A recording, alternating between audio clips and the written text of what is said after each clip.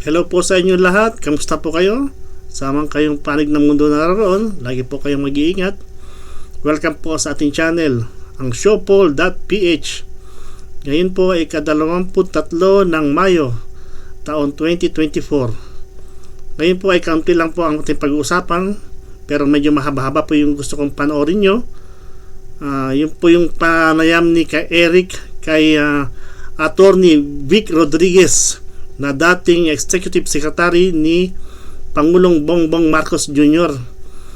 Panoorin nyo po. Ako po ay nagsusumama sa inyo dahil marami po kayong matututunan doon, marami po kayong makukuhang aral, at isa-isa pong pinaliwanag ni Attorney Vic Rodriguez ang hindi po may paliwanag ng ibang mainstream media. Hindi po sila nagkakandak na ganitong interview sa ilang mga abogado. Kaya dito po sa SMNI, dito po marami tayong matututunan, marami tayong makukuhang aral. Kaya po kayo ay inaanyayahan kong panoorin nyo po ng buo yung interview ni Eric kay Attorney Vic Rodriguez. Dito po sa video nito, ipapanood ko po sa inyo. Tingnan po natin kung hanggang saan tayo makakaabot para hindi po tayo humaba yung video natin. At yung pong pag-uusapan natin yung paghatol ng Korte Suprema kay Larry Gadon ng guilty sa gross misconduct. Yan lang po muna ang pag-uusapan natin ngayon.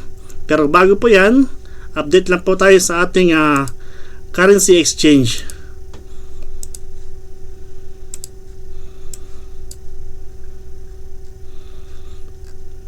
Ito po ang ating 1 US dollar po ay 58.218. At ang New Zealand dollar naman po 35.568. Bahraini dinar 154.84. Kuwaiti dinar 189.61.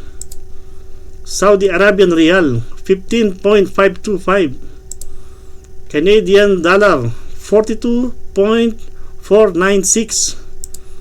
Japanese yen 0.370. British pound 74.003. At ang ating pong euro ay 63.019.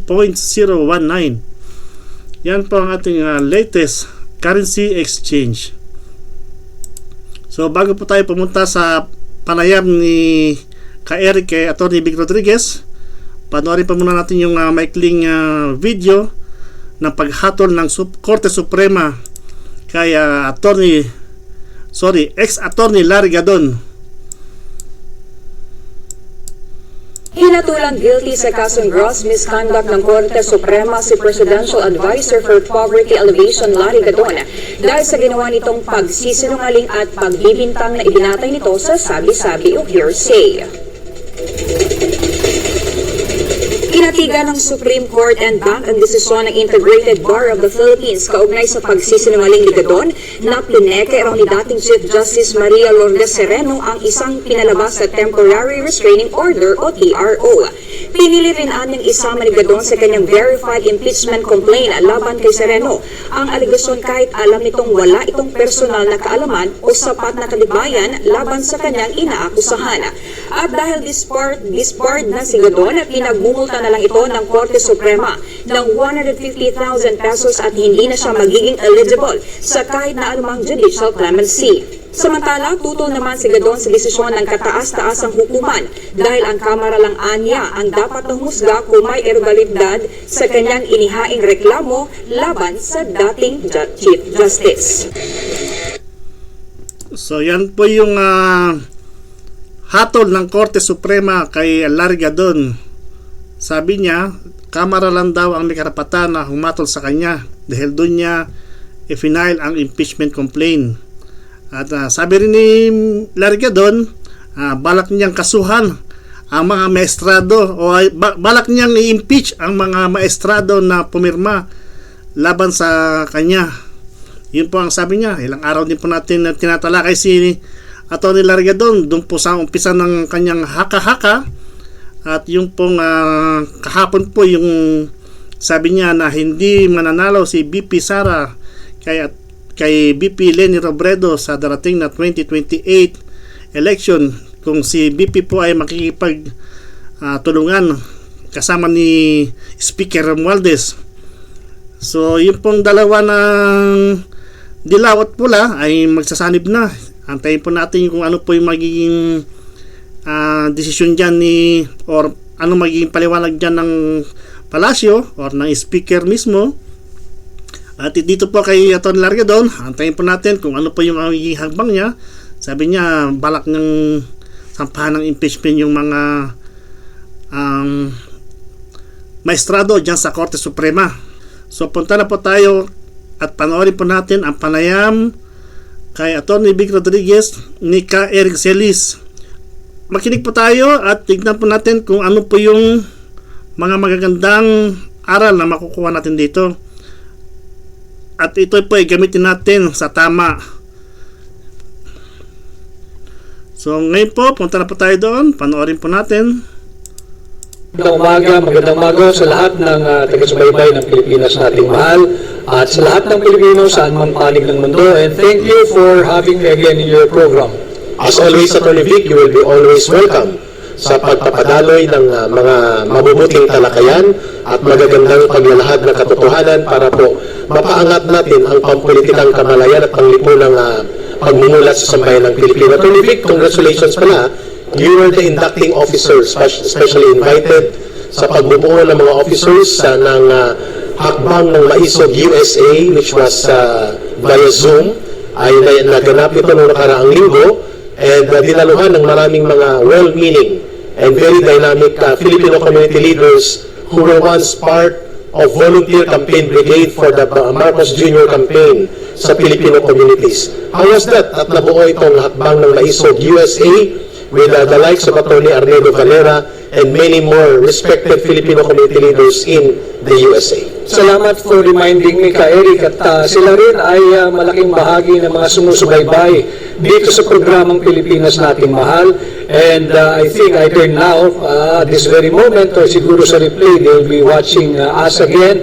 I'd like to thank again yung hakbang ng Maisog USA sa kanilang pakikilahok at pagdinig doon sa ating isinusulong at ipinaglalaban in upholding, defending, and protecting our Constitution. At yun nga, kahit nag-oath tayo noong linggo yung kanilang officers and members and the conveners and the organizers. And this is just a prelude to the bigger event which they'll be having this coming June 1 and June 2. Ito lang ang araw. June 1 is for the, parang meron silang isang malaking gathering din ng Filipino community in New York. At sa June 2 naman ay ang kanilang Independence Day Parade. Na sila ay magpa-participate, and ako ay kanilang muling inanyayahan to join them personally.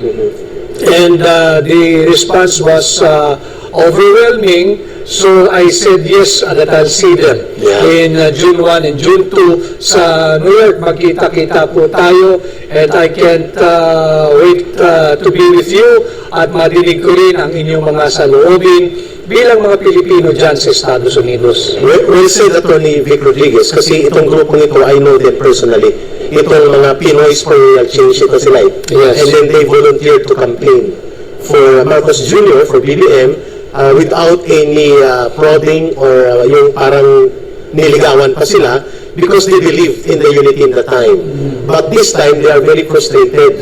I talked to one of their leaders, we talk here, sa Pilipinas nating mahal, and they believe that the advocacy for good governance, which you are championing right now, and for defending the constitutional rights of the people, including the sanctity of the Constitution, at sa lubha ng mga iskandalong pampolitika, ay naapektuhan na rin ang kanilang pagtitiwala sa current administration. So napakalaking hakbang ito or pag-usad doon sa mga effort ng Filipino communities and migrant workers ng mga Pilipino para makatulong sa home front effort for advocacy of change and for advocacy to establish good governance sa ating bayan. Paano mo tinitingnan ng ganitong development, Atty. Vic? Well, very, very heartwarming sapagkat sila mismo doon sa hakbang ng Maisog USA, Ka Eric, Nakita rin at nasubaybayan pala nila yung pagbisita ko naman sa mga OFWs natin sa Hong Kong. At doon makikita ko yung sinabi mo, mararamdaman mo yung disappointment, disillusion, at hinagpis sa mga kababayan ho natin sa Hong Kong. And according to Attorney Nedo Valera, yung ating pinuno dyan habang ng Maisog USA, they took the cue and inspiration from that Hong Kong hakbang ng Maisog, kaya sila agad ay tumugon din at nagkaroon ng hakbang ng Maisog USA. And I believe yung tinig na nagkakaisang tinig dito sa Pilipinas, bagamat sinisikil ka, Eric, alam mo naman yan, Yes. hindi tayo binibigyan ng permisong makapagpahayag ng malaya at payapang magtipon-tipon. Funny and ironic, sa ibang bansa pa natin nagagawa at may nararamdaman at nararanasan yung ganitong eksperyensya na makapagpahayag ng malaya at magtipon-tipon ng payapa. Alam mo, sa Hong Kong walang permit yung mga Pilipino. Walang permit. But they're very respectful ng rights nila doon. Kahit security guard man lang, walang sumita sa amin. Tama. Hinayaan kami, yung Filipino community, at yun din nga yung biro ko kay Attorney Nedo. Kapag Attorney Nedo, baka naman harangin din ang ating magtitipon dyan. Abiyan mo, in the USA, yung right to free speech, yan, buhay na buhay dito. Hanggat pinoprotektahan ang saligang batas ng Estados Unidos, malaya tayo makapagpahayag dito. Exactly. And Attorney Vic, earlier on that, we have also received information na kumilos na rin ang Filipino communities and mga migrant Filipino abroad sa Spain. And of course, na ganoon din sa Japan, they're planning to hold an Independence Day parade between June 9 or 10. And siguro baka isa ka rin sa maimbitahan doon, Attorney Vic Rodriguez, because ang lahat ng mga naninindigan po ng hayagan at matapang na nagdadala at nagbibitbit ng ayaw nating manumbalik ang authoritarianismo, ang mga semblance of dictatorship sa bansa at sa pamamagitan ng kasalukuyang gobyerno ay natitipon-tipon ngayon. So tatlong area na ito, Hong Kong, Japan, Spain, and then sa US. And sa Europe, Attorney Vic, I think ang mga Filipino community sa Italy are also planning to hold the same. Mga OFW din ito at mga migrant Filipino workers at mga Philcoms, Filipino communities na nandun na nakatira sa Italy. How do you look at itong unti-unting paglaganap ng international support to the call for good governance and accountability in government? Hindi na mapigil ang tinig na nagkakaisang sambayan ng Pilipino. Bagamat artificially ay pilit sinusupil yung ating hakbang ng maisog dito sa Pilipinas, hindi tayo binibigyan ng kuryente, hindi tayo binibigyan ng venue, hindi tayo binibigyan ng permiso. Alam, hindi mo kayang awatin ka, Eric, eh. And at ang magandang nangyayari, yung mismong tinatawag ng pamahalaan ng mga bagong bayani, yung ating mga OFW, sila na ngayon ang nagtutulak at nagsusulong ng adhikain ng hakbang ng maisog. Yes. I am very certain of the hakbang ng maisog Japan na gagawin ngayong June. And I believe it will be sometime around that dates, June 8, 9, or 10. And I have accepted the invitation to be one of the guests and speakers during the hakbang ng maisog Japan. At hindi na rin nakakagulat dahil may mga movements din ng mga OFW community sa Dubai at ganoon din sa Israel. Although sa Israel, alam naman natin na medyo critical area pa yun. Subalit, hindi nyo ho kayang pigilin ang tinig ng mga disgustadong mamamayang Pilipino. Marahil siguro mapapatagalan ninyo ng kaunti, pero you cannot stop yung mga kababayan natin na sa ibang bansa. At again, yung mga nandito naman sa loob ng Pilipinas, ito po yung irony. Yung mga Pilipino natin na nawalay sa pamilya dahil kinakailangan nila magtrabaho so that they can provide something for their families. Sila pa ho ang nangunguna na dito sa ating isinusulong na protektahan ng ating saligang batas. Marapat siguro na yung mga Pilipino dito sa loob ng ating bansa ay makiisa rin sa adhikain at advocacy ng hakbang ng maisog. And primarily, yung ating isinusulong na yung Filipino interest above all other countries' interest and yung ating pro-peace and no to war. Yan. Attorney Vic, before So yan po yung pahayag ni Atty. Vic Rodriguez at ni Ka Eric Celis. Nakakalungkot man, pero pagdating po sa ibang bansa, sa Hong Kong, at sa ngayon po ay magkakaroon po sila ng pagtitipon na inaanyayahan po si Atty. Vic sa US. At sabi po ni Ka Eric, yung pong mga grupo sa US na yun, ayun po ay suportado dati kay Pangulong Marcos Jr. gawa ng Uniteam.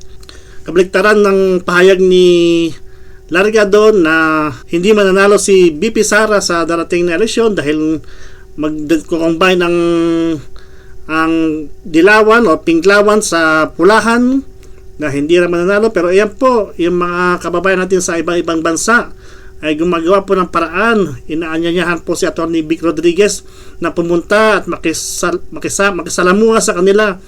Bakit po si Atty. Vic Rodriguez?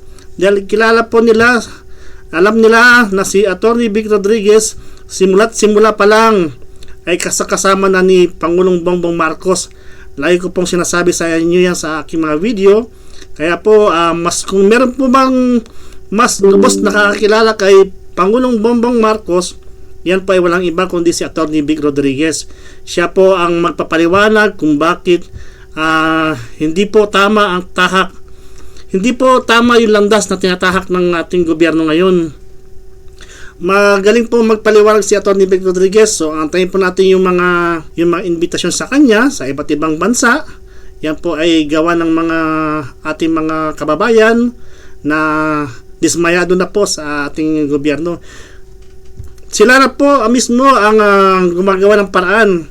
Yun nga po, nakakalungkot sa kanila po sa ibang bansa, sa Hong Kong, sa US ay gamit na gamit ang kanilang saligang batas. Hindi na sila kailangan humingi ng permit. Pero dito po sa ating sariling bayan, bakit ganyan ang nangyayari? Paliwanag po ni Atty. Vic, pinapatayan ng ilaw, hindi binibigyan ng permit. Yan po yung nangyayari sa atin. Yan po ang katotohanan. Hindi po tayo bulag sa nakikita natin.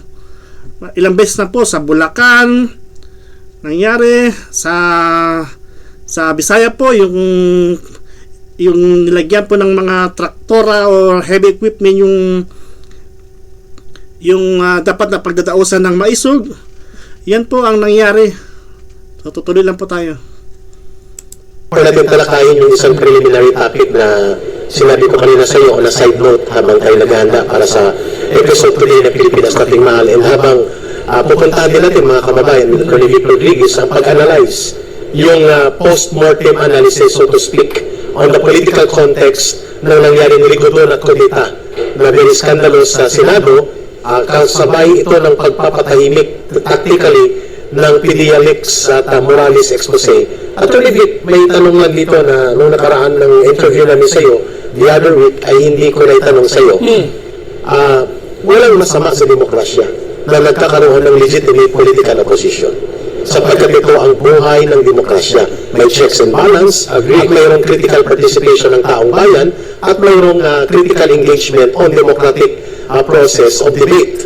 Are you embracing the image of a part of the opposition group and part of a leader identified to the political opposition in the current dispensation of political situation? If advocating for and fighting against the wrong policies and principles of this current administration is being an opposition, then yes, I am an opposition. Yeah. And I would lead all those like-minded individuals in pushing for the protection, upholding and defending the Constitution, and opposing consistently, Ka Eric. Ang isa sa talagang malapit sa puso ko ay yung ating pagkokontra doon sa tangka na kalikutin yung ating saligang batas.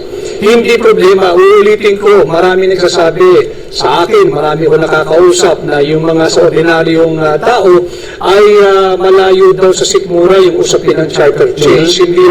Hindi po totoo yun. Nabanggit ko na ito, Eric, I'll just take this brief opportunity. Nabanggit ko doon sa ating mga OFW sa Hong Kong, and they all agree doon sa aking sinabi na kung may pupunta huli ka ko dito o yung mga kamag-anak ninyo sa Pilipinas, ay lulukumbising suportahan yung Peking People's Initiative at huwad na charter change. Huwag mo silang papayag, huwag silang papalansin, huwag silang papaloko. Sapagkat kako, kung merong man nagtutulak ng charter change na yan on strictly or purely economic provisions, dahil daw ito ang malaking balakin sa pag-unlad ng Pilipinas, linuloko po tayo noon. Ang hamon ko Yung pong kanilang sinasabing yung pong pagpalit ng konstitusyon na sinusulong nila na economic chacha or para po gumanda raw po yung ating ekonomiya, kailangan mapalitan ang saligang batas. Yun daw ang papalitan nila. Hindi na po natin kailangan kalikutin ang saligang batas para po gumanda po ang ekonomiya ng ating bansa.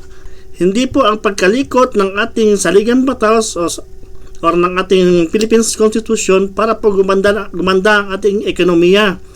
Yan po ay meron po silang sariling agenda dyan sa panawagan na yan na palitan ang konstitusyon na kunwari ay economic chacha. Hindi ba pwedeng lumago ang ekonomiya na hindi papalitan ang konstitusyon? Pwede po, marami pong paraan. sa ating mga OFWs, pati yung mga kababayan natin domestic helpers sa Hong Kong, di naman nila pinahiya yung kanilang trabaho eh. Marangal yun eh. Marangal yun. Yung may dignity sa labor, sa Eric, alam mo yan. Ang sabi ko sa kanila, kahit sino magsabi na economic provision na nagiging problema kung bakit mahirap pa rin ang Pilipinas ngayon, linuloko tayo noon. If there is someone who's going to Hong Kong and campaign for charter change using this fake and false narrative, hamunin ninyo, tanungin ninyo, pag kami ay pinagbigyan namin ang charter change ninyo, purely on economic provision, can you guarantee to our OFWs, including our domestic helpers, dyan sa Hong Kong, sa Macau, at sa iba pang panig ng mundo, na in 5 years, pag binuksan natin at pinagbigyan natin yung hiling ninyo, yung capriccio ninyo, makakauwi na kaya sila sa Pilipinas at hindi na sila magiging domestic helpers sa ibang bayan? Ayun, magandang tanong. Tama po, Tony Vic Rodriguez, ang kalam ng sikmura at kalagayang pangkabuhayan ng lipunan at mamamayan ay hindi po pwedeng hindi ikawin sa framework ng isang batas na sumasakop sa ating bayan. And for that matter, sabi mo nga, imposible ang pagkakalikot at malisyusong maniobra na galawin ang konstitusyon na ito on the pretext na para lang ito sa economic provisions ay hindi magkakaroon ng mga malalaking impact sa kalagayan ng mamamayang Pilipino sapagkat doon magbabase ang programa at patakaran ng gobyerno kung ano ang direksyon na itinatakda sa saligang batas. Magandang punto yung niraise ninyo. At Tony Vic, before po itong ating talakayan sa isang ulat na balita na gusto nating puntahan, nagpalabas ka agad, wala pang 24 hours na naging Senate President si Senator Chis Escudero at nalaglag sa kanyang tungkulin bilang Senate President si Senator Mick Zubiri. Ang isang kongresista, dalawa actually, Atty. Vic. Ang isang hindi ko makayang i-pronounce ang pangalan niya letter K, pero taga Zambales yata siya. Ang isa ay si Ortega dito sa North Luzon. Mga batang kongresista, ang sabi nila, sana naman sa panibagong liderato ng Senado ay magiging bukas sila sa charter change. At ito nga ang tinutumbok ni Senator Mick Zubiri na isa sa mga dahilan maliban pa sa pagpapatigil at pagbubusal sa PDEA leaks investigation na ginagawa ni Senator Bato de la Rosa. How do you look at the correlation ng ganitong mga pahayag ng ilang mga very atat na kongresista patungkol sa muli-muling pagbubuhay ng charter change initiative nila doon sa Senate new leadership? Well, I sincerely hope they understand what they're talking about. I sincerely hope they understand fully what they are advocating for. And it's a dangerous the statement given by the former Senate President Mick Zubiri when he was about to step down and leave his position as Senate President. Very dangerous yun, Eric, pag hinimay mo. Ang sinabi niya, essentially, kaya siya inalis sa katungkulan dahil hindi siya sumunod sa utos o dikta nung higit na nakatataas sa kanya. Tatlo po ang branches of our government, the judicial, the legislative, and the executive. Walang pwedeng tumaas sa kanya. He is already the Senate President. Correct. And judging and observing the statement given by Senate President Subiri, it is very suggestive that nakialam ang executive. So nakakatakot po yun dahil seemingly there is death of independence of the Senate in the Senate. So tingnan natin, mahirap namang sukatin natin agad yung kakaupo lang na Senate President na bago na pumalit kay Mig Subiri. Bago natin sa sukatin, bigyan natin ng pagkakataon and hoping that he will side with the Filipino people. At hindi rin siya magpapadikta kagaya nung naging stand ni former Senate President Mig Subiri. And malaking tulong din kasi si Majority Floor Leader din, Joel Villanueva, Yes. hindi rin siya pumapayag at si Senator Sonny Angara. Si Sally Angara. And they remained with the group of, they became independent bloc immediately. At maganda yung punto ni Atty. Vic Rodriguez na the Senate as the last bastion for the bulwark of defense of democracy should maintain and retain its independence. Pero tunghayan natin muna ito. Atty. Vic Rodriguez, ang ulat na ito din, palaliman natin at palalawakin pang talakayan sa political situation. Sa pagharap sa isang press conference, bakas sa mukha ni Senator Mig Subiri ang kalungkutan at ang sama ng loob matapos ang kanyang pagbaba sa pwesto bilang Senate President. Ayon sa kanya, ang nangyaring pagpapalit ng Senate leadership ay maaaring dahil sa kanyang paninindigan para sa independence o pagsasarili ng Senado. Marami daw kasi ang tila nagalit sa hindi ito pagsunod sa utos para sa pagpapahinto sa Senate investigation sa PDEA leaks. Sabi ko nga sa hearing ni Senator Bato de la Rosa, marami nagalit sa akin sa dalawang panig dahil nga ako po naging patas sa dalawang panig at siguro marami nagalit sa akin dahil dyan. Pero ginawa ko lang po bilang tungkulin ko bilang Senate President, which is to always keep the committee system strong and independent from any outside forces to dictate what should or should not be tackled in the committee system. Ang galit umano sa kanya ay nagsimula sa pagtutol niya sa People's Initiative. Noon sa PI pa lang, sa People's Initiative pa lang, nung hindi po tayo sumang-ayon sa People's Initiative, dyan po na nag-umpisa. Hindi tayo sumang-ayon sa kanilang timelines, sa charter change. Dyan ko rin naramdaman na medyo may mga sama ng loob. Hindi naman sinagot ni Subiri kung ang orders laban sa mga investigasyon ng Senado ay galing sa Malacanang. Sinabi ni Subiri, naging mabilis ang pagpapalit na ginawa sa Senate leadership. Mailapaan niya na nagpahayag ng suporta, pero sa huli ay hindi naman bumoto para sa pagpapanatili niya sa pwesto at dito niya higit na sumama ang kanyang loob. Noong Wednesday, nalaman ko may kinakausap po sila, nakikita-kita po, nag-uusap-usap po sila ang kabilang grupo. And yun, nag-umpisa na po. So, nagbabantayan po kami ng weekend and medyo masama ng loob ko dahil meron pa mga nagtitext sa akin, we're with you, full support po kami. Kami po ay, opo, 100% sa'yo. Wala pang isang araw, wala lang. Sinabi pa ni Subiri na nakaka-stress at nakaka-pressure ang maging Senate President. Hiling-anya nito sa bagong Senate President na si Chis Escudero na hindi siya maapektuhan sa presyo sa Senado. Samantala, tiniyak naman ng bagong Senate President na hindi maiimpluwensyahan ang kanyang liderato kahit pa nga malapit siya kay Pangulong Bongbong Marcos. Malapit ako kay Pangulong Noynoy Aquino. Hindi kami nagkasundo sa maraming bagay dahil alam niya may trabaho ko bilang senador noong panahon yun. May trabaho din siya bilang Pangulo. Ganon din kay Pangulong Duterte mula nang mayor siya hanggang Presidente. At sa totoo lang, ang pinakamalapit kong naging kaibigan ng Presidente ay si Pangulo Aquino. Malayo kumpara sa sino mang naging Pangulo pagkatapos niya, bago niya o ngayon. Saad nito, nalaman lamang niya na siya na ang Senate President matapos siyang makapanumpa. Tulad ng anumang eleksyon, hanggat hindi pa natatapos ang aktual na botohan at ikaw na po proklama ika nga, hindi pa tapos ang anumang eleksyon. So nalaman ko, matapos kong sumumpa. Yun. Atty. Vic Rodriguez.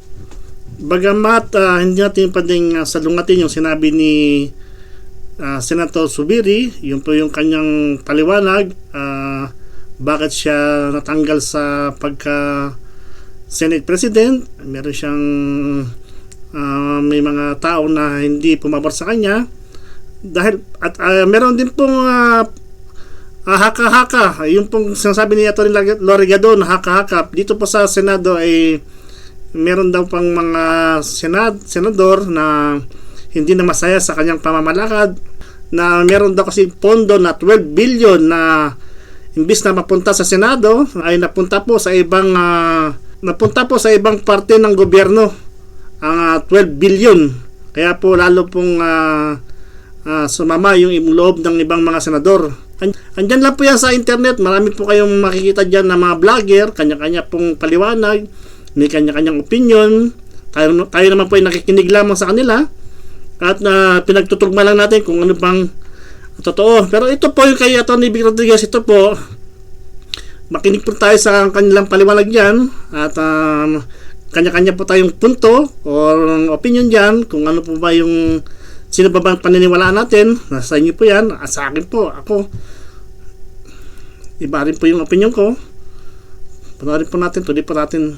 Rodriguez walang patumpik-tumpik o pag-aalangan, tinukoy ni former Senate President Mike Zubiri that he failed to follow the orders of the powers that be, the wishes of the gods, so to speak. Alam na natin yun, office of the President yun. At ang pressure na yan ay nanggagaling sa dalawang malalaking tao. Ang isa elected, ang isa hindi. Si Ferdinand Marcos Jr. bilang Pangulo at si Lisa Araneta Marcos bilang asawa niya, na alam naman ng taong bayan without any second thought pag sinabi natin ito ay pakialamera sa pagpapatakbo ng pamahalaan. How do you react to that kind of very candid revelation of heart and sentiments ni former Senate President Mike Zubiri, at saan mo nakikita ang pinaghuhugutan na ganitong maniobrahang dirty kudita attack on Mike Zubiri leadership, at bakit ginawa ito? Kagaya nung aking nabanggit bago yung segment natin yon, na nakakatakot base doon sa naging pahayag ni dating Senate President Mike Zubiri, dahil wala ng independence ang ating Senado kung susundin mo at ihimayin mo yung kanyang naging pahayag. At sinabi nga niya malinaw at unmistakable na there is only one reason kung bakit siya naalis bilang Senate President. Ito yung hindi pagtalima sa utos o dikta ng higit na mas nakatataas sa kanya. Sino pa ba ang pwedeng mas o sino pa ba ang higit na mas nakatataas sa Senate President? Walang iba kundi ang Executive Department na pinamumunuan ng Pangulo ng Republika ng Pilipinas. And it's a very, very dangerous development, because pag nagpatuloy ang ganitong uri ng pamamalakad at ng pamahalaan, wala nang checks and balance.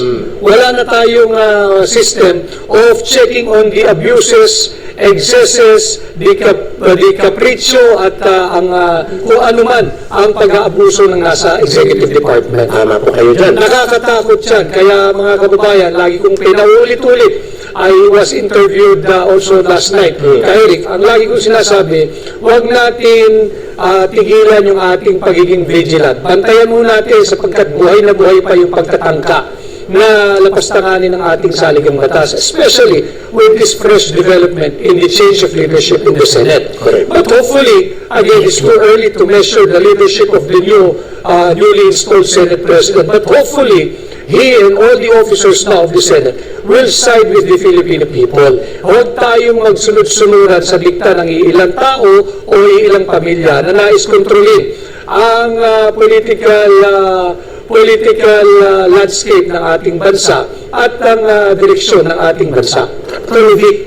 It is normal in a democratic society na bagamat there are separation of branches of powers of government, executive, legislative, judiciary, the executive as the primus inter pares, or the first among equals in the branches of government, needs to have also the balance of working cooperation with the Senate, with the House, and even with the judiciary, without imposing the absolute power of the President to dictate upon them. Tama naman yun at magandang relasyon. Pero do you think, what is the real questionable motive kung bakit sa gitna ng isang iskandalusong revelation, PDEA leaks, leakage of documents and revelations na nagpapakita na involved si Pangulong Marcos Jr. at the time that he was a senator in drug abuse, and possibly ito rin ang patutunguhan na posibleng siya ay hindi pa cleared sa ganitong iskandalusong mga issue, ay biglang sinupalpal ang liderato ni Zubiri, tinanggal, ginugol, and then nagkaroon ng isang maniobrahan sa liderato. How suspect is that kind of situation? Do you think konektado ito sa layuning patahimikin si Ginoong Morales, tanggalan siya ng forum sa Senado at gawin na mabusalan ang committee at maparalisa ang kanilang expose in the Senate? Absolutely, my answer is yes, Eric. And again, I'm drawing it from the statement of former Senate President Min Zubiri. Sinabi niya kaya nadali yung kanyang pagiging Pangulo ng Senado ay nung hinayaan niyang magpatuloy yung hearing ng PIDEA at nung Alitagtag Batangas Drug Hall. Isa pa yun. Iyang dalawang usapin niya, napakalaki niyan. And in fact, I personally, I have been observing the development of on these hearings. Hindi pa dapat matapos ang hearing na yan. Hindi yan nagsimula at natapos sa PIDEA leaks at kay former PIDEA agent Morales. May kasunod pa yan, yung mas malaki, yung unang yabang nila na biggest drug haul ever in the history of drug enforcement in the Philippines. Hindi pa tapos yan. And of course, may mga bagong personalities na lumabas, including the Indian National, si James Kumar. Very scandalous ang background niya, very dubious ang kanyang mga connection. That is why, for me, it's a premature call for the Senate committee to cite former PIDEA agent Morales in contempt.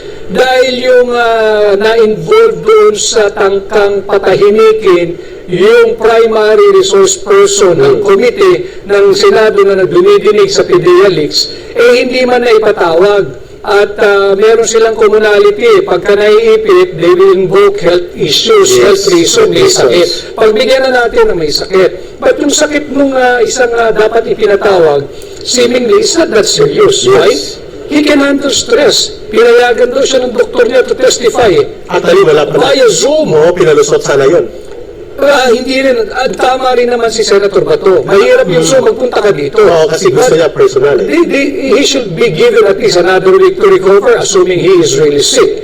But nonetheless, it's too premature to cite somebody in contempt when meron pang missing link may missing piece pa yung puzzle. Kasama riyan yung Indian National na si James Kumar. At lumabas ang pangalan doon ni First Lady Lisa Araneta Marcos na siyang pasimuno at ang nagbanggit si Morales. Si Morales at si Picoy na nandun ay nagde-deny. Yes. At ang tinuturo nga na the one who will really establish the link supposedly ay yung Kumar. So, hindi dapat i-terminate yung hearing dahil hanging pa rin mga kababayan yung issue ng Alitagtag. Nasaan na ba yung sinasabing nahuli na nagmamaneho ng van? Si Sarate. Siya ba ay naririto pa? Saan nakadetine? Ito ba'y kinasuhan na? At anong kaso ang isinampa? At ano na progreso? You cannot fault the Filipino people for trying to find out the status of this case because sila nagpalabas ito sa media at sila nagyabang na ito yung biggest drug haul. Sinisingil namin kayo ngayon. Sinisingil kayo ng sambayan ng Pilipino ano na ang estado ng biggest drug haul na ito. Attorney Vic, hold your line. Babalikan natin yan kasi skandaluso yan. Ginamit yan na pangtapal na issue. PR operation yon, special option na sumambulat sa kanila sapagkat nahuli sila sa pagsisinungaling at ngayon pinagtatakpan nila na wala bigla yung kanilang handler ng drugs at may pinasulpot na Canadian National. Questionably din ang circumstances saan nanggaling itong biglang sulpot na foreign national. At dahil dyan, babalikan natin ang koneksyon nitong Rigodon at Codita sa liderato sa Senado at ang pilit na layunin ng mga powers that be, yung nasa Malacanang na patahimikin at patigilin na ang PIDEA leaks and drugs issues investigation. Tunghayan muna natin na Vic ang itong maniobra sa Senado at magkokomentaryo tayo kung may naniniwala dito sa sinasabi ni Senator Chis Escudero na siya lang daw ang may kagagawan para pasimunuan ang pag-take over sa liderato ng Senate presidency. Sisikapin ng Senado na maisapinal ngayon ang chairmanship ng mga komite sa ilalim ng liderato ni Senate President Jesus Escudero. May ilang senador na maatili sa kanilang hinahawakang komite, gaya ni Senator Bato de Rosa na chairman ng Public Order at Injurious Drugs at Senator Christopher Bongo sa Health Committee. Ayon kay De La Rosa, dahil manatili siya sa Public Order at Injurious Drugs, ay tuloy ang investigasyon sa PDEA leaks. Si Senator Francis Tolentino naman, sinabing bibitawan na ang Senate Committee on Justice at Maritime. Retain ang committees ni Senator Bato, retain the committees ni Senator Bongo. As the majority leader, Senator Tolentino would have to let go of justice. And ano ba yung Maritime. Magkakaroon naman ng eleksyon sa mga komite na binagkati nila Senator Nancy Binay at Senator Sonia Angara na nag-resign bilang Finance Committee Chair. Siya ay posibleng palitan ni Senator Crispo. Mabibigyan din ng komite ang iba pang senador na nag-resign sa kanilang pwesto tulad ni former Senate Majority Leader Joel Villanueva, former Senate President Pro Tempore Loren Legarda at si dating Deputy Majority Leader J.V. Ejercito. Si Senator Sherwin Gatchalian ay mananatili namang chairman ng Ways and Means at maging sa komite sa Basic Education dahil hindi naman ito nag-resign sa kanyang mga komite kahit pa ito sumuporta kay Senator Vic Zubiri. Si Zubiri, humiling daw na mabigyan din ng komite. Everyone should have a committee, and they expressed yesterday, the Senate President, Senate President Zubiri, expressed to me their desire to have committees and to work and not have any committees, which I wholly agree with. Kailangan naman talaga namin ng katulong. There are over 45 committees, if I'm not mistaken. 24 lang kami. Samantala, binahagi naman ni First Lady Liza Marcos ang larawan na naging gathering nito sa Palasyo kagabi kasama si Escudero at ilang mga senador gaya ni Senator Robin Padilla, Alan Peter Cayetano, Francis Tolentino, Rafi Tulfo, Sherwin Gatchalian, Mark Villar, Cinco Estrada, Crispo, Cindy Villar, Loren Legarda at si Pia Cayetano. Kasama ng ilang mga senador ang kanilang mga asawa. Wala naman sa larawan si Senator Bato de Rosa, gayon din sa Zubiri. Una ang nilinaw ni Escudero na matagal nang nakaschedule ang naturang pagtitipon at hindi ito dahil sa pagpapalit ng liderato sa Senado. Ang tanong mo kung kailan sila nag-imbita, dahil invitation ko, nagkapa 2 weeks ago na. Pangalawa, gaya ng sabi ko, this is a regular dinner. And the first 2 dinners na hinost niya with senators, all invited, wala pinipili. I was not able to attend. Okay. Mahilig magpasakay ng mga pahayag itong si Senator Chis Escudero. Huwag niyo na pong bulahin ang taong bayan, Senator Chis Escudero. Reward yun, alam na namin yun. Ang tawag na si Senator Kilay. Hindi naman si Atty. Vic ang nagtawag sa iyo, kundi ako si Ka Eric. Kung bakit ka tinawag na Senator Kilay, hindi ko alam kasi yan ang tawag sa iyo. Pero Atty. Vic ang tanong ganito. Maniniwala ba ang taong bayan na it was only Chis Escudero who maneuvered everything to have a kudeta at the leadership of the Senate without operational support, fund support, blessings, and directional intervention na tinumbok na mismo ni Vic Zubiri for no reason at all gagawin lang ni Zubiri na ituturo niyang Malacanang at ang presidente at ang kanyang mga tauhan sa pagmaniobra sa nangyari sa kanya at Atty. Vic. Again, I will base my opinion and analysis on the statement given immediately after the change in leadership in the Senate, given by former Senate President Vic Zubiri. Sinabi niya na as early as last week, usap-usapan na yung tangkang pagpapalit ng liderato sa Senado at marami na rin nagme-message sa kanya, tumatawag na I am with you, I'm with you all the way, I will stand by you, at hindi naman yun ang naging nangyari. So hindi ito nangyari lamang at biglaan nung Tuesday ba? O Wednesday? Tuesday. Ito ay produkto ng siguro isang buong linggong proseso o nung nagsimula na itong pagdinig ng komite ni Senator Bato sa PDEA document leak at yung doon nga sa hindi pa natatapos at hindi pa rin diano napapag-usapan na higit na mahalaga yung Alitaglag Batangas drug hall. So hindi ito nangyari nung Tuesday lang mga kababayan at kinumpirma ito yung mismong pahayag na ginawa ni Senate President Vic Zubiri na matagal nang pinag-uusapan about a week or 2 weeks ago ay nag-uusap na may tangkang pagpalit sa liderato kaya hindi na maluloko ang sambayan ng Pilipino sa tunay na kadahilanan ng pagpapalit ng liderato sa Senado. Okay, Caro. Binanggit kanina namin ni Atty. Vic Rodriguez, mga kababayan, na hindi po mali na ang Pangulo ng Bansa will have a good working and cooperative relationship sa Senado, sa Kongreso, sa lower house, and even sa judiciary without overstepping into the independence and integrity of these separate branches of government. However, kung ang layunin po ay gamitin ito para magkaroon ng concentration of power influence, para itulak ang isang agenda, halimbawa, umugong una Atty. Vic ang pagkakaroon ng change of leadership kay Zubiri nang lumabas ang pangalan ni Jingoy Estrada o ng kanyang kasamaan, Chis Escudero din noon, nang tumindig sila Mig Zubiri at mga senador kasama niya, sila Amy Marcos, Joel Villanueva, against the very scandalous budol-budol People's Initiative Charter Change na ginawa nila Speaker Martin Romualdez sa basbas ni Pangulong Marcos Jr. At talagang nagkaroon ng muntik na magkaroon ng constitutional crisis noon. When the Senate will have to be dissolved, override siya ng House. At ito ngayon, ang lumalabas na parang sinabi mo kanina, if I am correct sa pagkakuha ng kontekstong binanggit mo, na ito ang kailangan ng Malacanang, ng Marcos government, na magkaroon ng isang Senado na susunod sa layunin na konsentrahin ang poder at itulak ang agenda niya na walang balakid at walang titindig na mag-criticize nito. Sapagkat sa lower house ay kontrolado na nila ang rubber stamp na House of Tambaluslos na tinatawag ng taong bayan ngayon.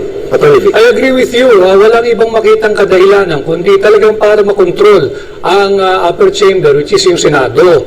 At using your term na rubber stamp yung House of Representatives, huwag naman po sana maging floor mat naman ang Senado na kahit tinatapakan mo na ay nakasulat pa rin, welcome. But again, it's too early to be measuring the kind of leadership that the newly installed Senate President will have and how he will lead the Senate. Sana ay patuloy na manaig yung tinig ng ordinaryong mamamayan at sana ay lagi silang pumanig sa sambayan ng Pilipino, hindi sa dikta ng Pangulo o ng executive branch of our government. As I agree with you, dapat merong healthy working relationship ang executive at yung legislative department, but without overstepping on the boundary. Specifically, yung pagiging independent o yung independence of both houses. Never mind the House, magpinsan yung namumuno riyan. Pero yung Senado, sana naman ay tumindig yung mga senador, lalo na sa usapin ng charter change. Correct. During the most recent survey on charter change issue, 88% rejection. I will repeat, 88% rejection. So, na-grasp na ng sambayan ng Pilipino yung issue, totally. At sana ay pakinggan nila yan, gawin niyang batayan pagdating ng panahon na kinakailangan nila magdesisyon. Yan ang mga boses sa Atty. Vic, no, comment ng mga taong bayan, yung the way you deliver your message, standing for democracy, yan daw mga boses na hinahanap nila na maririnig sa halls of the Senate. Basta't ako, lagi ko sinasabi, kahit ako nung nasa lingkod pa sa Malacanang, I will always side with the Filipino people. Pagka ikay pumanig sa sambayan ng Pilipino, hindi ka magkakamali. Huwag mo unahin ang iyong personal na interes. Unahin mo yung interes ng sambayan ng Pilipino. Unahin mo yung direksyon at kinabukasan ng bansa at higit sa lahat ng mga kabataang Pilipino. Ayun, klaro po. Siding and taking sides and taking the stand with the Filipino people, no one will ever go wrong when the interest is for the country. Tama kayo, Atty. Vic, tunghayan muna natin ito. Ang isa pang nakakalungkot, nakakapanlumo ng damdamin na nangyari po sa isang resource person, whistleblower, at the same time ay tumutulong para ipalabas ang katotohanan tungkol sa mga PDEA leaks at impormasyon related to the involvement of the President to a very serious, scandalous issue of drug abuse. Siya ngayon ay nakakulong pa. Tunghayan natin ito, ang ulat tungkol sa nangyari kay former PDEA agent Jonathan Morales. Bago po tayo pumunta kay Mr. Jonathan Morales, isa pa pong aking pananaw dyan sa tinatawag niyang People's Initiative or Chacha or ano man yan, yan po ay malinaw na personal na kanilang kagustuhan lamang. Kasi po, para sa akin, bakit nyo kailangang pondohan yan at gumawa ng ng Regodo na pipirma kapalit ng ayuda para lang pasayang people initiative na yan. Kung talagang walang interest na masama ang Kongreso dyan or ni Speaker Romualdez, hindi niya po kailangang suhulan pa ang tao. Ayuda kapalit ng pirma. Yun lang po ang akin. Punta na po tayo kay Mr. Jonathan Morales. Sa ika-apat na pagdinig ng Senate panel hinggil sa PDEA leaks ay sa personal data sheet o PDS nagtagal ang mga tanong ni Senator Jingoy Estrada para kay dating PDEA agent Jonathan Morales. Ayon kay Estrada, nagsinungaling si Morales sa kanyang PDS nang sabihin nitong hindi siya na-dismiss sa Philippine National Police. Inadmit ka ng 1993 sa PNP, na-dismiss ka ng 1994 from the service. Pero dito, maliwanag na maliwanag, dahil sinulat mo, no, having been separated from the service, sinulat mo, no. Oh, sino palino wala na away? Pero ayon kay Morales, hindi orihinal at kulang-kulang ang binigay na dokumento ng PDEA sa senador. Ayon pa sa dating agent, hindi niya itinanggi na na-dismiss siya sa serbisyo at ito raw ay nasabi niya sa kanyang job interview sa PDEA. Kung makikita lang yung official na sinabit ko doon sa PDEA, makikita po ron yung mga entry. Hindi po ako nagsinungaling, nakasaad po doon. Sinabi ko po, Your Honor, during nung recruitment mismo, tinanong po ako na na-drop ka pala. Tinanong po ako nung recruitment committee. Kaya nga po, sinabi ko nga po, nag-comply ako. Tinanong pa nga ho nila ako, bakit ka na-drop? Tinanong po nila ako, bakit yung service mo ay putol? Kasi nga, lumabas po doon sa service record. Pero para kay Estrada, nagsisinungaling ang dating PDEA agent, lalo pat sulat kamay at lagda ni Morales ang nasa PDS. Nagbigay daan ito sa senador para ma-cite for contempt at matitiin si Morales sa Senado. If you can provide correct explanation, bakit ka nagsabi dyan ng no, then maybe this committee will agree with you. Ang paglalagay ng lola yan, hindi ko po yan nilagay. I move that he decided in contempt. Bring him down. Bago ito, unang sinite in contempt ng panel si Alice Picoy. Napikon dito si De La Rosa dahil sa pagsisinungaling at tila pagmamagaling sa mga senador. Si Alice Picoy ay ang kinausap di umano ni James Kumar para hindi na sumipot si Morales sa Senate hearing. Is that your truth? Yes, sir. Nalukuhin kami dito? Hindi po kayo, sir, ang niloloko ko, sir. Sir, hindi ko po kayo niloloko, sir. Meron ka pang dala-dalang we are inviting you here to shed light on yung papel mo doon sa CCTV recording. Yes, sir. Kaya kita inibitahan. Yes, sir. Hindi kita inibitahan dito para kunin yung expert opinion mo. May dadala ka pang papel na tuturuan mo kami kung paano gumawa ng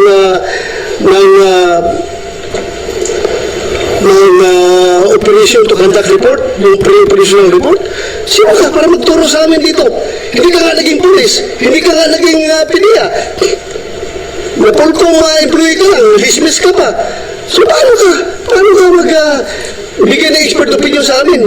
Samantala, nagawa namang maka-attend sa hearing ni dating Executive Secretary Paquito Ochoa matapos itong isuplina ng komite. Sa hearing, itinanggi nito na ipinatigil niya ang operasyon ng PDEA laban kina Pangulong Bongbong Marcos at actress na si Maricel Soriano. During your time as the Executive Secretary, the data information regarding the alleged involvement of Ms. Maricel Soriano and Bongbong Marcos and other high-profile cohorts reach your office? No, sir. Samantala, hindi naman nagawang dumalo sa pagdinig ni James Kumar dahil nasa hospital daw ito matapos ma-stroke. Ayon kay Morales, si Picoy at Kumar ang kumausap sa kanya para huwag siputin ang hearing kapalit ng posisyon sa gobyerno. Sa kalagitnaan ng pagdinig, sinubukan ni Kumar na sumingit sa hearing sa pamamagitan ng Zoom pero hindi ito pinayagan ni Senator Bato. James, we would like to hear from you, pero with that present condition, ako'y nakonsensya, kaya wag na, James, wag na. Hihintayin ng komite na umayos ang kalagayan ni Kumar sa muli magkakaroon ng susunod na pagdinig para sa PDEA leaks. Apila ni Morales na maimbitahan din sa susunod na pagdinig si First Lady Lisa Marcos. Kita-kita naman na merong conspiracy. Ginamit nilang actually. We will hear from Kumar first before we jump to Lam. Kung kinakailangan.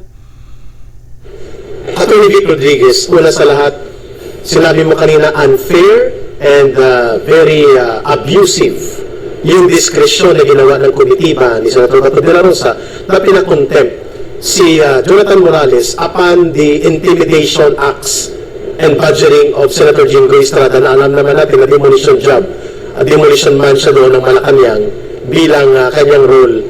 Attorney Vic, bakit unfair yun at hindi tumutugma sa dapat naging desisyon kung ikukumpara kay Picoy na alam ng lahat na ito'y Picoy talaga? Ang kanyang mga pinagsasabi, peke talaga. Attorney Vic. I think yung na sinabi ko kanina ka, Eric, premature yung pag-cite sa in contempt kay Ginoong Morales dahil ang dami pang missing pieces of the puzzle, so to speak. Like kung ano man ang magiging naratibo o sasabihin ng James Kumar na mas malaking liability yun sapagkat ongoing yung committee hearing ng isang standing committee ng Senado ay meron itong aligasyon na yung Indian National ay nagtatangkang suhulan na patahimikin yung resource person ng komite. Attorney Vic, by the way, hindi siya naturalized Filipino. Indian National. Indian National, yes. That's why I said Indian National. Ito'y seryosong pagsasalaula o tangkang pagsasalaula kung totoo man sa ating institusyon sa Senado. Yun ay dapat munang reserve yung contempt ni Ginoong Morales sapagkat bakit ba nagsimula ang hearing tungkol dito sa PDEA document leak? Ito ay dahil na sinabi na rin noong unang hearing na sumulat itong si Ginoong Morales volunteering himself para linisin yung kanyang pangalan at pagkatao na wala siyang kinalaman doon sa leak. So sa kanya nagsimula itong hearing dahil meron siyang pakikipag-ugnayan sa komite ni Senator De La Rosa only to end up in detention because he was cited in contempt. Ako ay naniniwala premature, hindi pa buo yung kwento bakit mo isa-cite in contempt yung resource person? It's masyadong mabigat sa loob ng sambayan ng Pilipino. Sa susunod, wala nang pupuntang resource person dyan. Because the treatment that was given to the resource person, I'm not asking that he be given a preferential treatment. But you have to respect the right of the person, the rights of the person, any person for that matter, who will be appearing in any Senate committee for any Senate investigation. And on that note, Attorney Vic, we also interviewed dito sa Pilipinas Ating Mahal, si Attorney Trixie Cruz Angeles, at sinabi niya there is already an existing jurisprudence of the Supreme Court regarding sa family case sa hearing ni then Senate Blue Ribbon Committee Chairman Dick Gordon, Senator Gordon, na dapat before magpa-cite ng contempt at magpadetene ng mga resource persons, sinisiguro ng Senado o ng legislative branches of government yung due process ay garantisado na nirespeto sa karapatan ng pagpapadaloy sa mga naiimbitahang resource persons. At ito ay jurisprudence na related to similar case involving the appearance of Jonathan Morales. How do you look at that kind of perspective from a legal perspective bilang abogado? Well, there is still indeed a remedy doon sa abogado ni Mr. Morales. And I am a officer of the court, I'm a lawyer, so I believe that the judicial branch of the government is very much independent and we still have independence. So kung tumakbo man ang panig ni Mr. Morales sa korte, meron naman jurisprudence. I believe he will be given the same ruling and apply the same doctrine as enunciated in that family case hearing. However, ako rin naman, I'm hoping na ang committee chairman na si Senator Bato at yung miyembro na nagpasahit ng contempt, si Senator Jinggoy, ay mag-uusap at tingnan din naman yung aspeto na baka maaaring bigyang laya na si PDEA agent Morales. Naniniwala ako na yung pinagdaanan sa buhay ni Senator Jinggoy, na-detain na rin yan na-detain din siya. And kahit na anong panig ka pa ng political fence, meron ding injustice na naganap dyan kay Senator Estrada nung kapanahunan ni dating Pangulong Noynoy Aquino. And I believe the time will come that he will also stand up for what is right. and correct whatever injustice that may have been committed during the conduct of that Senate hearing. How important Sana- that the treatment of fairness, objectivity, and guarantee of due process, dahil naranasan ko rin ito, Atty. Vic, kami ni Ma'am Lorraine Bado noon, Yes. sa Kongreso, kung paano kami binusalan. Hindi kami makapagpapaliwanag, and tinatrato kaming mga hostile forces rather than resource person na kalaban ng Kongreso ang trato sa amin. How important that objectivity in the manner of bringing out truth and delivering justice for the people through the Senate transparent and objective holding of committee hearings. Well, malinaw naman doon sa ating saligang batas. Enumerated dyan yung ating mga karapatan sa Bill of Rights. And kung hindi man kayo nagkakaunawaan, sabi nga doon sa jurisprudence din ito, na hindi man ako sang-ayon sa sinasabi mo o sasabihin mo, pero ipaglalaban ko ng kanang patayan, yung karapatan mong sabihin ang iyong saloobin, yun dapat ang diwa ng karapatang magpahayag. At hindi naman yung, I'm not encouraging false testimony or making any perjurious statement. No. In fact, the plea of Agent Morales during the last hearing, he is up against the entire agency. Yes. So kung baka may suppression nagaganap doon sa inihingi niyang ilabas kasi ninyo yung aking entire folder. Yun. At maaring may na-fill upan siya na may chinek siyang yes or no doon sa box, pero bahagi lang yun ng several pieces of documents that would form part of the totality of the folder that could serve as the totality of evidence. Tama. Yun ang pinakikiusap niya. Ilabas niyo yung buo. Huwag kayo mag-piecemeal or mag-nitpick. Ang kinuha lang na, ang ipinapakita lang, according to him, based on what I have seen doon sa video na susubaybayan ko, ang contention niya ka Eric, ang ipinapakita lang dito ay yung dokumento hindi favorable sa kanyang katayuan kahapon o isang araw. That is why ang pakiusap niya, ilabas ninyo yung buong record ko sa PDEA. The fact that he was appointed at the fact na sumasahod siya bilang PDEA agent, sigurado naman irregular yung kanya naging appointment. Tama. Kung meron mang irregularity doon, dapat tinagtatanong pa ng komite para ipatawag din yung iba't ibang departamento o opisina within PDEA, even the officers or officials involved, kung bakit ito natanggap, kung sakasakali mang meron siyang finalsify na dokumento at pineki niya yung kanyang qualification. That is why my stand today is premature yung pag-cite in contempt kay Agent Morales. At kapag ito'y hindi po naituwid o nabigyan ng pag-aayos ni Committee Chairman Senator Bato de la Rosa, it will become an injustice against Morales and to the people who are waiting for a very transparent and tuloy-tuloy na pagre-reveal sa Senate hearing natin. There is still time for the committee to correct the seemingly injustice committed in the person of PDEA Agent Morales. While the courts are open and the remedies are there available kay former PDEA Agent Morales, I hope hindi na aabot sa ganun at ipakita ng Senado through its committee as an institution na yung Senadong yan, pag tumapak ka dyan, sagrado yan, walang injustice na magaganap sa kahit kaninong Pilipino pagka ikay tumapak dyan sa sacred halls of the Senate. Tama.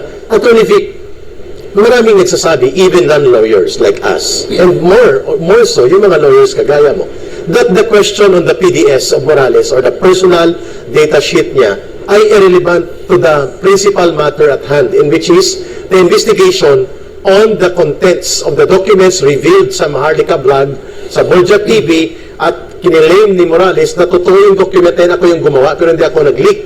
At ang contents nun ay patungkol doon sa usapin ng involvement ng high-profile personalities that included the President when he was still the Senator, among other personalities. At pwede namang hindi talaga mag-cite in contempt kasi kinwestiyon niya lang naman ang original source of the PDS na ipinapakita at ikinoconfront ni Senator Jinggoy sa kanya. Tama po ba na itong matter na ito ay secondary to the principal purpose of the committee hearing and dapat hindi nga ito contemptible or hindi dapat ito worth for citing in contempt sapagkat pwede namang inantay ang kanyang request rather than focusing on the secondary and irrelevant issue about his personal data sheet sapagkat sinabi mo, hired siya and siya ay naging bahagi ng PDEA, and it is presumed na maayos ang proseso ng kanyang recruitment and employment.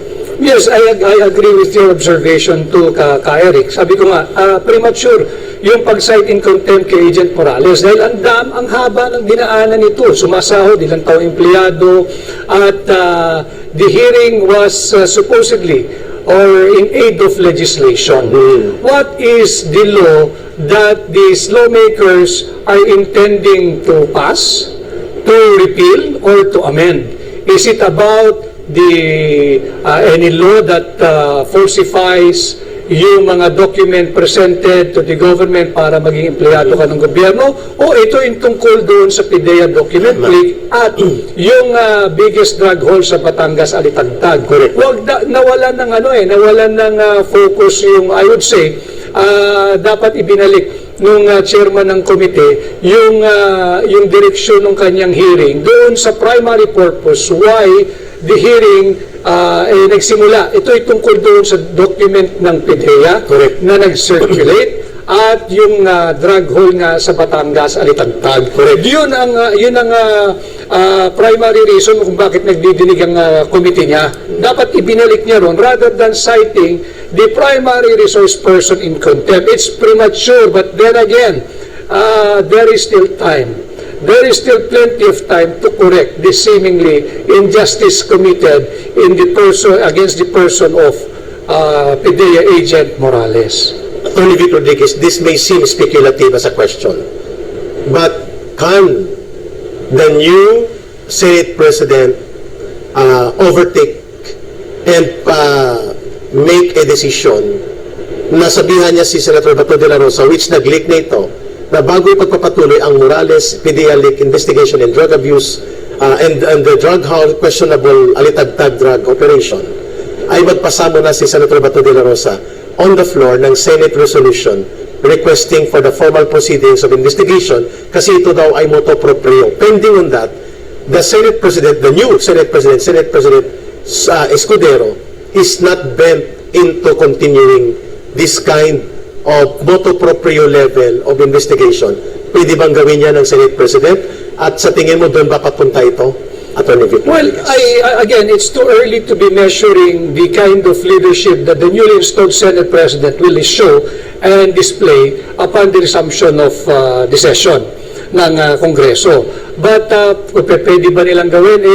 Meron naman silang internal rules dyan. Kahit ano, pwede nilang gawin.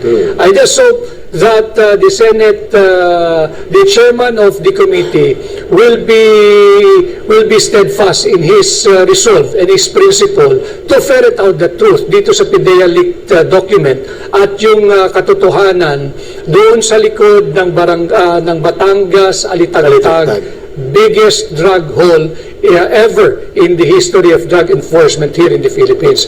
Dapat ibalik niya yan, ituloy niya yan, because otherwise, talagang may injustice. What will you do with the likes of James Kumar? Yeah. He was mentioned as attempting to bribe di umano base doon sa video na nakuhaan si Picoy.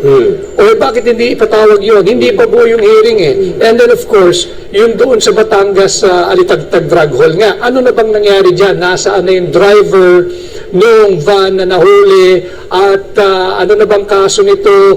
Saan naka-file? Anong progreso? And so on and so forth.